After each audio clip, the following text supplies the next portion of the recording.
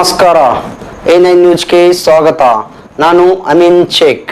ಲೋಕಸಭಾ ಸದಸ್ಯರಾದ ಪ್ರಿಯಾಂಕಾ ಜಾರಕಿಹೊಳಿ ಅವರು ಯುವ ನಾಯಕ ರಾಹುಲ್ ಜಾರಕಿಹೊಳಿ ಅವರ ಸೂಚನೆ ಮೇರೆಗೆ ಯಮಕನಮರಡಿ ಮತಕ್ಷೇತ್ರದಲ್ಲಿ ಬರುವ ಸುತ್ತಗಟ್ಟಿ ಗ್ರಾಮದಲ್ಲಿ ಶ್ರೀ ದುರ್ಗಾದೇವಿಯ ನೂತನ ಕಟ್ಟಡ ಉದ್ಘಾಟನಾ ಕಾರ್ಯಕ್ರಮವನ್ನು ಸಚಿವರ ಆಪ್ತರು ಹಾಗೂ ಚಿಕ್ಕೋಡಿ ಜಿಲ್ಲಾ ಕಾಂಗ್ರೆಸ್ ಅಧ್ಯಕ್ಷರಾದ ರಾಮ್ ಗುಳ್ಳಿ ಅವರು ನೆರವೇರಿಸಿದರು. ಸಂದರ್ಭದಲ್ಲಿ ಮರಡಿ ಮಠದ ಮಹಾಸ್ವಾಮೀಜಿಗಳು, ಶ್ರೀ ಕಾಡಸಿದ್ದೇಶ್ವರ ಮಹಾಸ್ವಾಮೀಜಿಗಳು, ಶಿವಪುರ ಗ್ರಾಮ ಪಂಚಾಯತಿ ಅಧ್ಯಕ್ಷರಾದ ಶ್ರೀ ಸಿದ್ದಪ್ಪ ಹೊಳಿಕಾರ, ಕಾಕ್ತಿ ಬ್ಲಾಕ್ ಕಾಂಗ್ರೆಸ್ ಅಧ್ಯಕ್ಷರಾದ ಸಾಗರ ಪಿಂಗಟ್ಟಿ, ಬೈರಗೌಡ ಪಾಟೀಲ್, ಉಪಾಧ್ಯಕ್ಷರು, ಸದಸ್ಯರು, ಪದಾಧಿಕಾರಿಗಳು, ಮುಖಂಡರು, ಊರಿನ ಗ್ರಾಮಸ್ಥರು ಉಪಸ್ಥಿತರಿದ್ದರು.